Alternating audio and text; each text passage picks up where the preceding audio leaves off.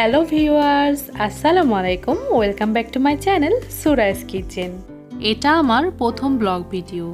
সবার আগে আমি আমার পরিচয়টা জানিয়ে দিই। আমি মোসাম্মদ সুরাইয়া জেসমিন। আমি বিএসসি অনার্স এবং এমএসসি কমপ্লিট করেছি। বাবা মা ভাই বোন নিয়ে ঈশ্বরদীতে থাকি। ঈশ্বরদীতেই বাড়ি আমাদের। আমার আম্মু ভীষণ ভালো রান্না করে, বিভিন্ন স্ন্যাক্স এবং ফাস্টফুডও খুব ভালো তৈরি করতে পারে। আম্মুর রান্না দেখে এবং খেয়েই মূলত আমার রান্নার প্রতি আগ্রহ জন্মে, আর আমি নিজেও রান্না করা শুরু করে দিই। তবে রান্না শুরু করার পেছনে কিন্তু অন্য একটা কারণ আছে। দেখা যাচ্ছে যে আম্মু কোনো একটা কাজে বিজি আছে আর সেই সময় আমার কোনো একটা কিছু খেতে ইচ্ছা করছে। তখন যদি আম্মু না করে দেয় তাহলে তো আর আমার খাওয়া হবে না। সেজন্যই মূলত আমার রান্নার হাতেখড়ি শুরু হয়। আমিও প্রত্যেকটি খাবার আল্লাহর রহমতে মাশাআল্লাহ ভালোই বানাই। 20 সালেই আমার ভাই শখের বশে আমার এই চ্যানেলটি খুলে দেয় এবং আমাকে বলে যে আমি যে সমস্ত রেসিপিগুলো পারি সেগুলো যেন আমি শেয়ার করি। আমিও ভিডিও আপলোড করতে থাকি এবং 5 মাসে আমার 1000 সাবস্ক্রাইবার এবং 7 মাসে আমার মনিটাইজেশন অন হয়ে যায়। পরবর্তীতে লকডাউন শেষ হলে একের পর এক পরীক্ষা চলতে থাকে আমার, আর আমিও আর রেগুলার হতে পারি না চ্যানেল ডাউন হয়ে যায়। এখন আমি আল্লাহ চাই তো কুকিং এবং ব্লগ ভিডিও দিয়ে আবারও আগের মতো রেগুলার হব।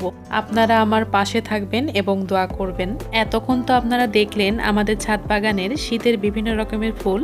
আল্লাহ রহমতে সারা বছরই আমাদের ছাদ বাগানে নানা রকমের ফুল থাকে, কখনোই আল্লাহ রহমতে ফাঁকা হয়নি।